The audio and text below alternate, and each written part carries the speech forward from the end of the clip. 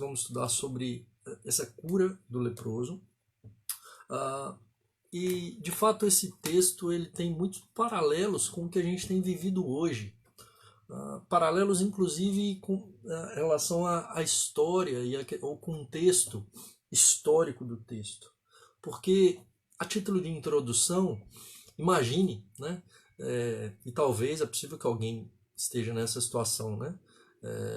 Descobrir que está com o Covid-19, né? Que está com o coronavírus. Então, você tomou todos os cuidados possíveis, né? Não fez nada de errado, mas pegou, né? Pegou esse vírus. E imagine que você está em um lugar que tem mais pessoas, você descobriu ali e todo mundo também descobre junto, né? Imagina o olhar dessas pessoas para você naquele momento. Ninguém vai querer ficar perto, né? Imagina o olhar das pessoas para você, sabendo que você tem um vírus que pode te matar e pode matar quem tiver contato com você, né? Possivelmente todos darão um passo para trás. E da noite para o dia, ao descobrir o Covid, né, ao testar positivo, a gente fica impedido de abraçar os nossos familiares. A gente, da noite para o dia, não pode mais ter contato com as pessoas com quem nós amamos. Da noite para o dia, a gente perde a possibilidade de trabalhar ou mesmo de ir para a rua. Então a gente vai ficar trancafiado, isolado, por pelo menos 2 semanas, sem contato com ninguém. A gente tem tido pessoas hoje que têm vivido isso. E de fato é um drama. Não é algo muito fácil. Porém, o Covid-19 não é lepra, mas para quem é leproso naquela época, necessariamente os leprosos ficavam de quarentena. Só que a quarentena deles era para sempre.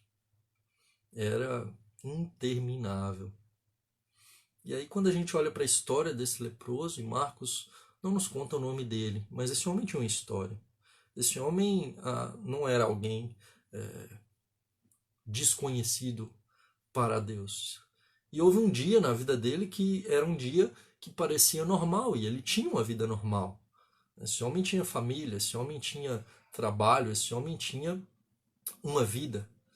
Porém, da noite para o dia, naquele dia que aparentemente era normal, ele percebe que havia uma mancha no seu corpo.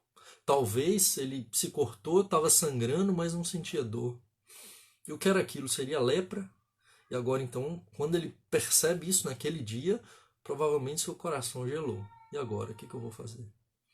Então era necessário que ele fosse até o sacerdote para apresentar a ferida para o sacerdote.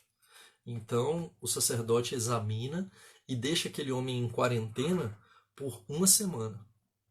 1 semana passa, o sacerdote olha novamente e o encerra por mais 1 semana. Normalmente eles ficavam 14 dias isolados.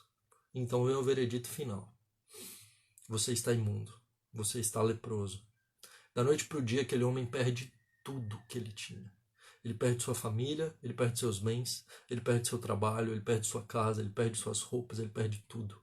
Agora ele teria que andar com trapos, ele não poderia mais viver na sua casa, ele sequer poderia morar na cidade. Ele nunca mais poderia abraçar seus pais, a sua esposa, os seus filhos. Ele teria que morar juntamente com os leprosos, fora da cidade.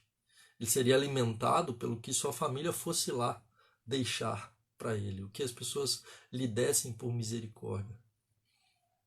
Ele estaria fadado a viver e passar o resto dos seus dias como um miserável, abandonado, ignorado, imundo. E onde ele tocasse, ninguém mais tocaria. Um passo que ele desse para frente, todos davam um passo para trás. Ele perde tudo, incluindo a sua dignidade. E talvez a pergunta que aquele homem se fazia é: será que eu estou destinado a morrer assim? Até que ele ouve falar que Jesus estava passando por ali.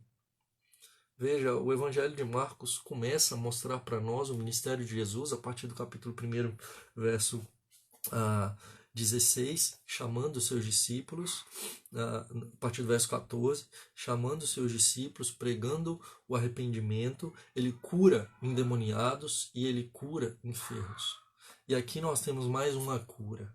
Depois de curar a sogra de Pedro, de expulsar um demônio na sinagoga, depois de fazer muitas outras curas, agora lhe aparece um leproso.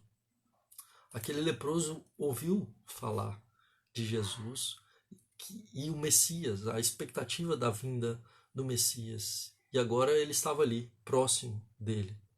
E a questão agora é: eu preciso ir até o Mestre. Eu preciso ir até Jesus. Eu sei que ele pode me purificar. Quando a gente olha para o contexto do Antigo Testamento, dentro do contexto dos leprosos, né, a lei nos traz algumas questões com relação ao leproso. Né? Então, o livro de Levítico vai tratar a questão da lepra, e o sacerdote ele tinha esse papel, né, de declarar um homem limpo ou imundo. Né? Levítico capítulo 14, versos 2 a 4, diz o seguinte: essa será a lei do leproso no dia da sua purificação.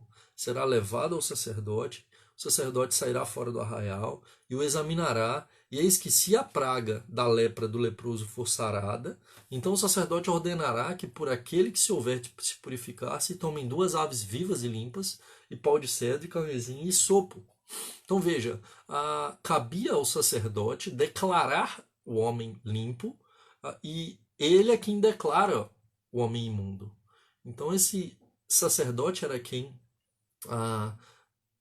poderia devolver a dignidade daquele homem. Jesus não apenas declara o leproso como limpo, mas ele é quem purifica o leproso. E veja, Jesus faz uma cura que tinha uma relação direta com o ofício sacerdotal. Né? Ele declara, né? Ele faz a declaração que o sacerdote faria, apesar dele não usurpar isso, ele manda que o leproso se apresentasse ao sacerdote, mas ele é o sumo sacerdote que nos purifica, que nos declara limpos, que é quem perdoa os nossos pecados. Então, a lepra era uma doença extremamente temida naquela época.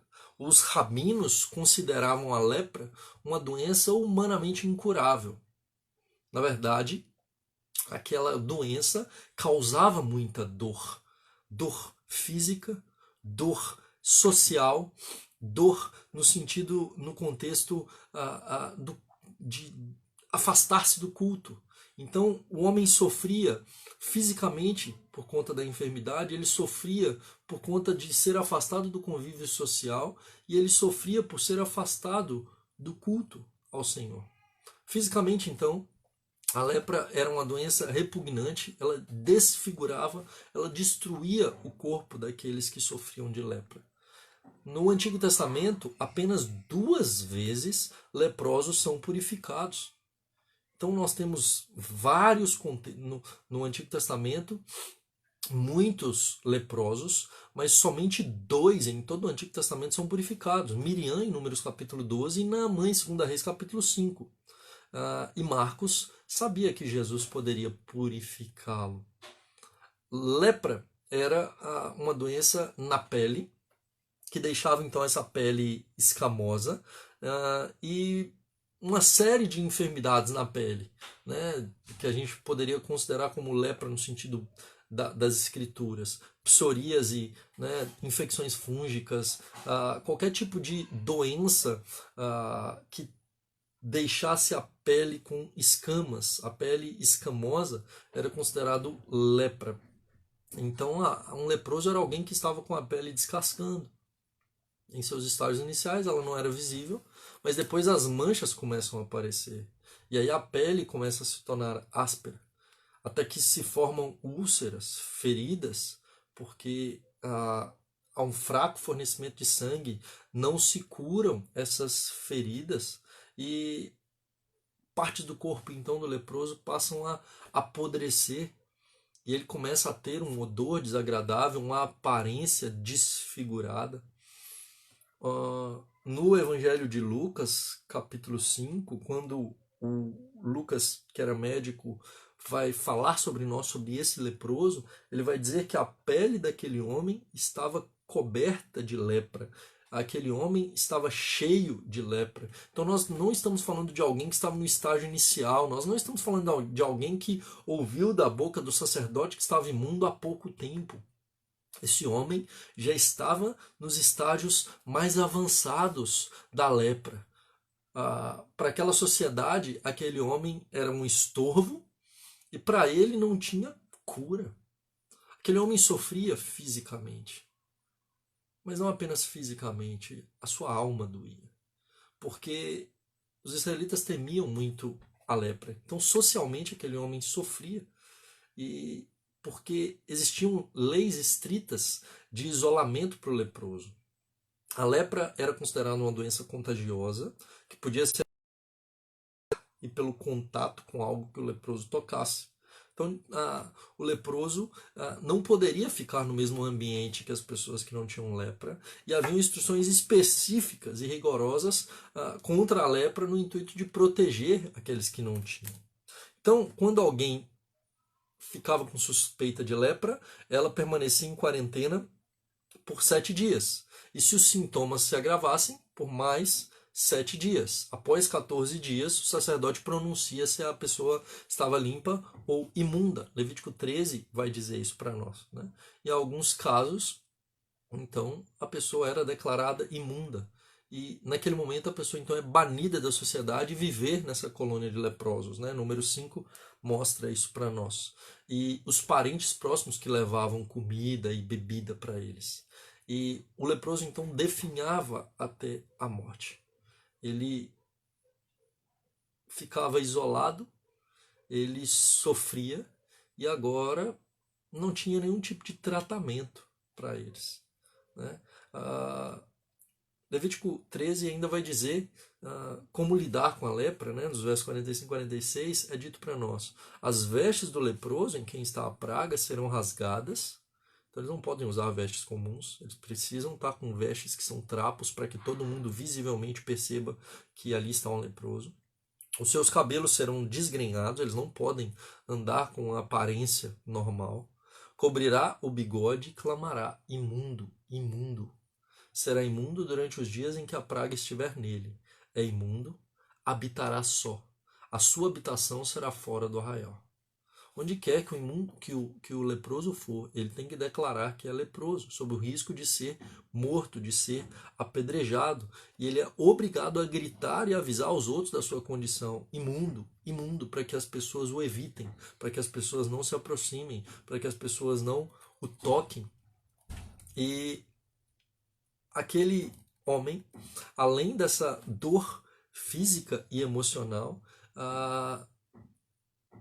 passa por esse tipo de regras, porque não apenas as regras do Antigo Testamento, do livro de Levítico, mas os próprios líderes religiosos, os rabinos, criavam regras no intuito de proteger as pessoas que não tinham. Então, uma das leis do Talmud dizia que a distância mínima que alguém poderia ficar de um leproso era 2 metros.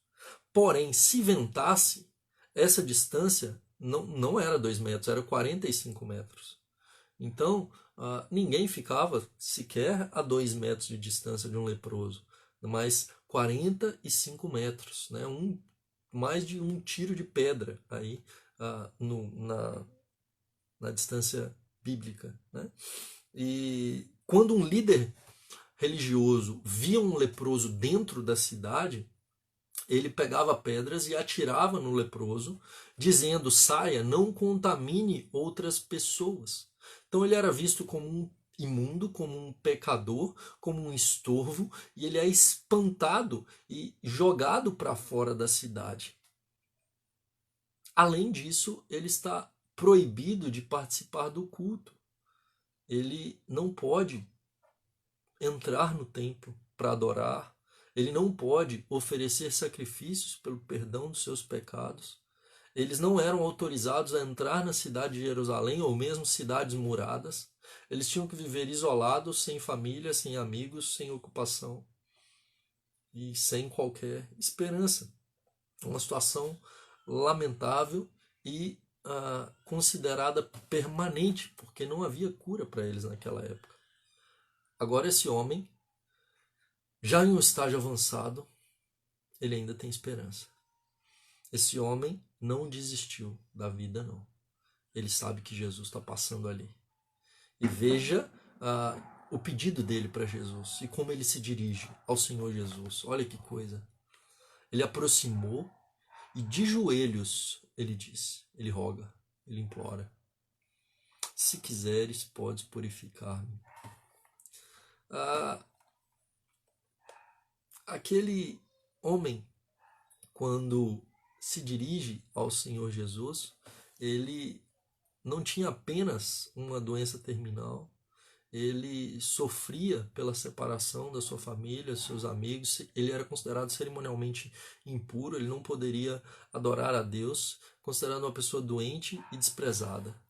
E agora, ele chega até Jesus, a sua aparência é terrível, a sua aparência é tenebrosa, a sua pele está coberta de lepra, mas ele vai até Jesus cheio de fé.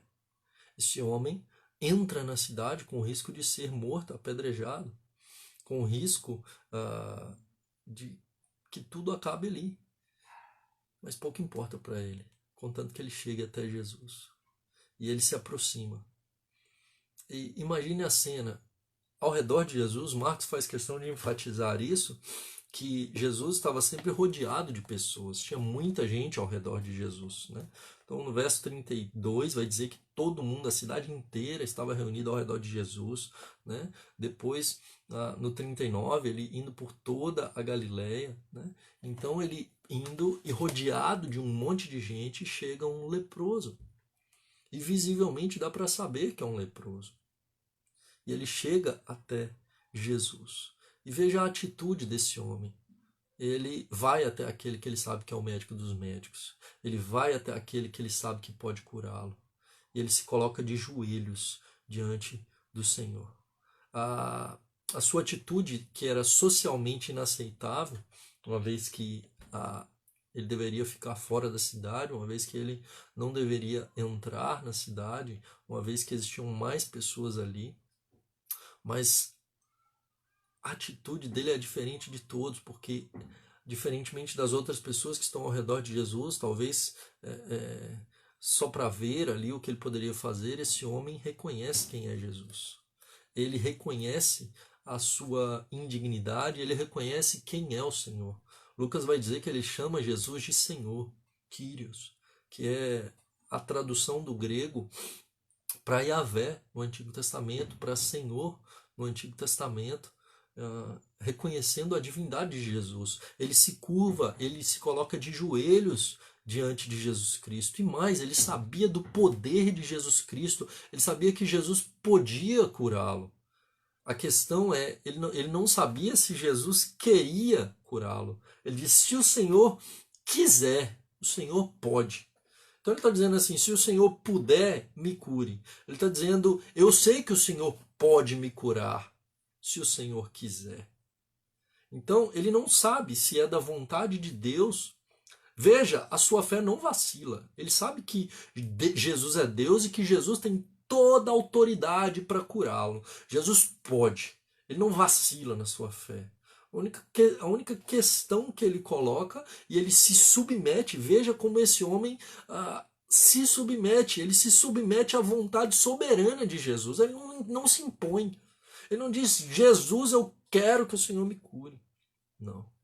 Se o Senhor quiser, se for da vontade do Senhor, eu sei que o Senhor pode me purificar. Em 2 Reis 5, quando se trata da cura de Naamã, Naamã ouve falar que existia um profeta em Israel, Eliseu, que poderia curá-lo. Então ele pega cartas do rei sírio e leva para Jorão, e aí dizendo então para que o curasse. E Jorão fica desesperado, fala: pronto, agora eles estão querendo arrumar a ocasião para me matar. Como que eu curo ele? Eu não tenho poder. Né? A resposta dele para Naamã é essa: acaso sou Deus com poder de tirar a vida ou dá-la, para que envie a mim um homem para curar de lepra? Né? Mas o leproso podia.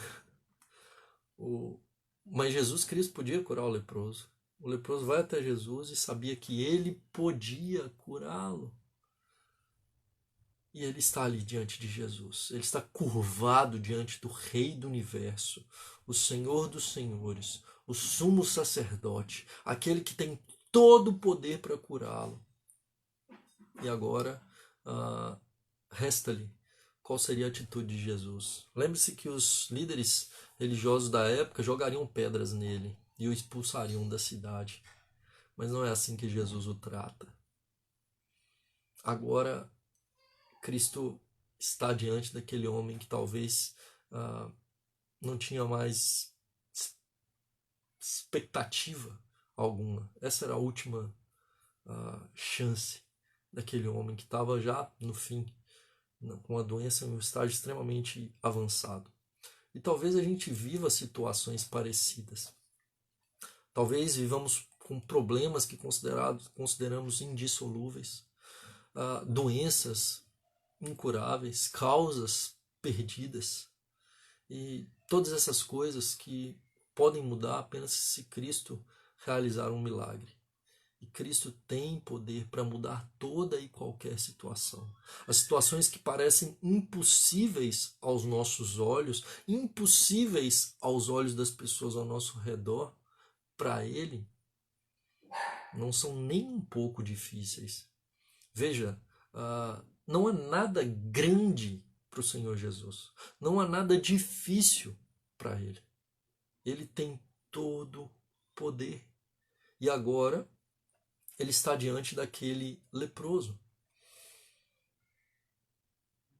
E veja como que Jesus reage. O texto bíblico diz, e Marcos faz questão de desvendar e revelar o coração de Jesus para nós.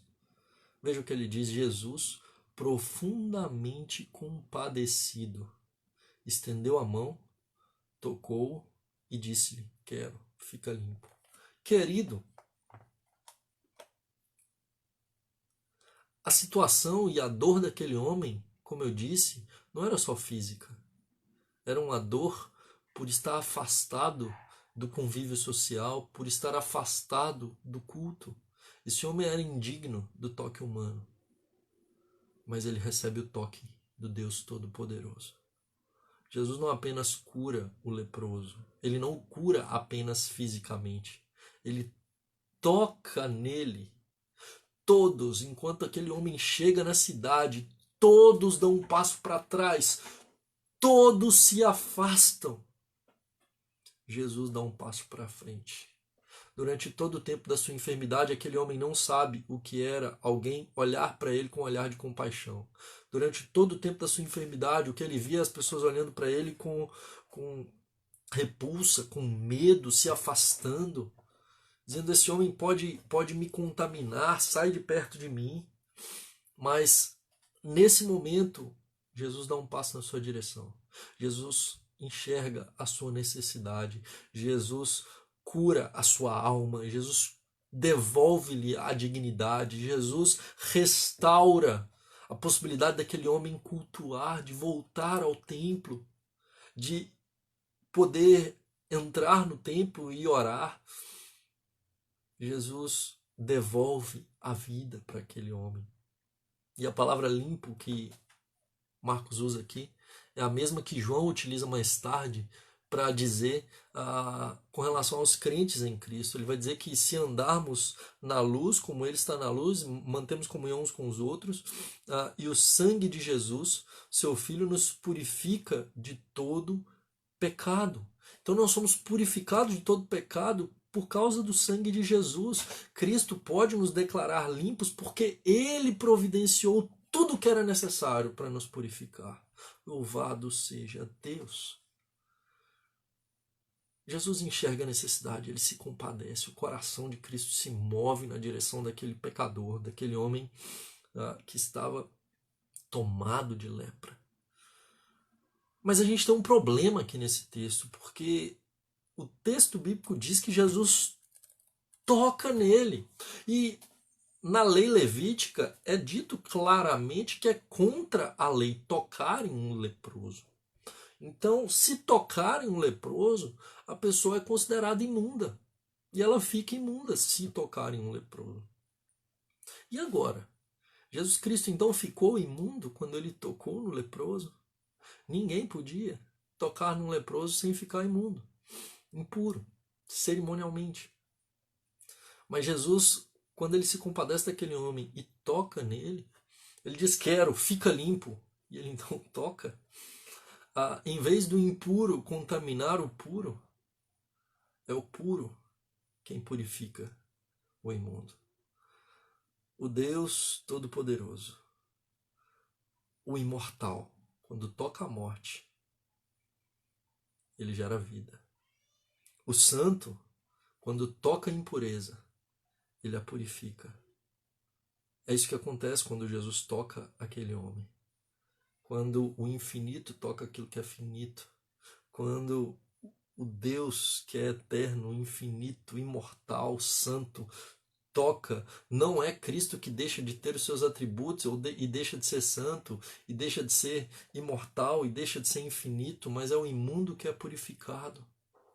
Quando Jesus Cristo morre na cruz do Calvário, ele que é o Deus eterno, ao morrer ele mata a morte. Quando ele toca a morte, ele mata a morte. Tem um livro do John Owen que o título é exatamente esse: A Morte da Morte na Morte de Cristo. Muito legal esse título, né? A morte da morte na morte de Cristo. Cristo mata a morte. Nesse momento, quando ele toca o leproso, não é o leproso quem o contamina, o leproso já não é mais leproso. Jesus olha para o seu coração, ora para a sua necessidade, Jesus conhece a necessidade, o vazio do coração daquele homem, e ele devolve a dignidade, ele dá um passo na sua direção, ele olha com um olhar terno, um olhar de compaixão, ele purifica aquele homem e ele toca aquele homem, ele recebe um toque divino.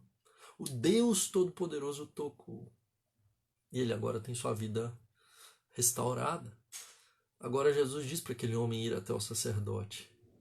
Ele nasce de novo. Ele tem a sua vida de volta. Agora ele pode chegar diante do sacerdote e ser declarado limpo. Aquele homem agora olha para sua pele e ela já não está mais coberta de lepra. Aquele homem agora já não precisa mais ficar fora do arraial, porque Jesus Cristo levou sobre si a sua enfermidade. Porque Jesus Cristo morreu fora do arraial para purificá-lo. Porque ele é o sumo sacerdote que oferece a si mesmo como sacrifício no nosso lugar, para que nós fôssemos purificados. E então, ele diz: não diga nada a ninguém, vai, mostra-se ao sacerdote e oferece o sacrifício que Moisés determinou para servir de testemunho. E aquele homem ele começa a pregar, ele desobedece Jesus, né? Ele desobedece e proclama livremente sobre Cristo, e Marx faz questão de mostrar essa tensão, porque quanto mais exposição o Senhor Jesus ganha nesse momento, mais oposição ele tem e mais próximo da cruz ele estará. Só que ainda não é chegada a sua hora, e por isso muitas vezes Jesus se retira e fica fora da cidade, porque ele ainda tem muito que ensinar, ele ainda tem muito que curar, ele ainda precisa discipular os seus discípulos, ele precisa de tempo para ir ensinando nesse caminho do discipulado com os seus discípulos, cuidando, mostrando para eles, convivendo com eles. Ainda não é chegada a hora. Por isso ele diz: não fale. Mas aquele leproso, ele toma uma decisão errada, contudo, o seu impulso por proclamar o evangelho, por divulgar o evangelho, deveria trazer vergonha para nós. Porque de fato agora ele passa a proclamar o que Jesus havia feito, o que Cristo havia feito na vida dele. É isso que a gente é chamado a fazer, a proclamar o que Cristo fez. Ele nos purificou, ele nos transformou. E agora esse homem que sai e ele diz a todos, Ele antes tinha que gritar imundo, imundo, agora ele pode dizer limpo, limpo, eu estou limpo, eu fui purificado, Jesus Cristo me limpou. E é isso que Cristo fez por mim e por você, queridos. Esse leproso sou eu e sou você, e é você. Eu e você estávamos destinados à morte e o pecado nos deforma, o pecado nos mata, o pecado nos destrói. Nós estávamos separados de Deus, impedidos de buscá-lo, impedidos de nos achegar ao Senhor. Por nós mesmos, nós jamais conseguiríamos buscar a Deus e nos voltar para Ele. Cristo é quem vem. Ele vem para nos purificar. Ele leva sobre si o nosso pecado. Ele leva sobre si a nossa imundícia. E na cruz do Calvário, ele é punido. Ele se torna maldito no meu e no seu lugar, para que a gente pudesse ser transformado, purificado, receber uma nova vida, restaurados à comunhão com Deus, agora de volta para a casa do Senhor, agora de volta para a presença do Senhor, agora com o nosso relacionamento restaurado, reconciliados com Deus por meio de Cristo, o sangue de Jesus que nos purifica de todo pecado. Ele nos restaura, ele traz o toque todo-poderoso. E nós somos convocados a, de fato, receber esse toque, a nos curvarmos diante do Deus Todo-Poderoso, Jesus Cristo, a nos colocar de joelhos diante dele, a nos submetermos à sua vontade, a curvarmos diante dele. Diferente do leproso, somos sim chamados a proclamar as virtudes daquele que nos purificou, a levar a mensagem do Evangelho a outros. Ele nos purificou. Nós somos chamados para uma nova vida. A gente vê isso na vida de tantos homens que eram imundos, alheios à vontade de Deus, sem Deus no mundo, mas que foram transformados, purificados. John Newton era um desses, capitão de um navio negreiro, e ele transportava escravos da África para a Inglaterra. Milhares de escravos morriam no seu navio, até que uma tempestade vem até aquele navio, e aquele homem percebe quão miserável ele era. E ele se volta para o Senhor, e ele recebe o toque do Deus Todo-Poderoso ali naquele navio. E posteriormente ele se torna um pastor, e ele escreve uma canção que é cantada em tantos lugares do mundo, a música Amazing Grace, que ele vai dizer: maravilhosa graça, quão doce é o som, que salvou um miserável como eu. Eu estava perdido, mas agora fui encontrado. Eu estava cego, mas agora eu posso ver. Mas agora eu vejo. Eu era imundo, alheio, afastado de Deus, inimigo de Deus. Mas agora eu sou filho. Agora eu fui purificado. Porque Cristo pagou pelo meu e pelo seu pecado. O mesmo ocorre com o ladrão na cruz. E o mesmo deve acontecer comigo e com você. Paulo dizia isso sobre si: eu era o pior de todos os pecadores. O principal. Mas a graça de Deus é quem transforma. Essa graça que muda a minha, a sua história. Que opera o impossível. Opera aquilo que talvez aos olhos humanos seja impensável. Mas para Deus, basta o toque de Jesus. Vamos orar, vamos clamar para que Deus de fato possa ser propício a nós.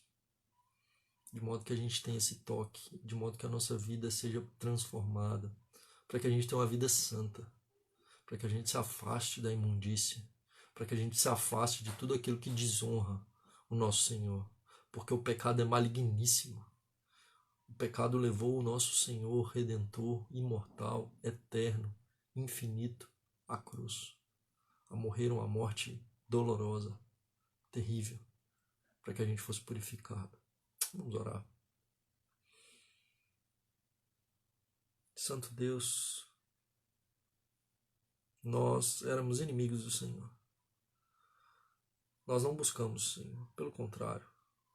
Nós estávamos leprosos, destinados à morte, mas sequer nos achegamos a Ti. Não havia esperança para nós. Não havia possibilidade de salvação para nós. Mas o Senhor é o Deus que veio ao nosso encontro.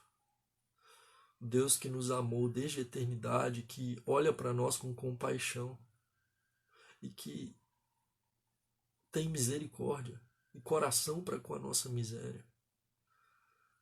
O Senhor é o Deus que, sendo infinito, tornou-se finito. Sendo eterno, entrou no tempo. Sendo todo-poderoso, santo, o Senhor veio ao nosso encontro e nos tocou. Por causa disso a gente pode ser purificado, por causa disso a gente é purificado. Por causa do Senhor, o Deus que entregou a sua vida na cruz do Calvário, hoje nós podemos ser salvos, libertos da morte, da condenação.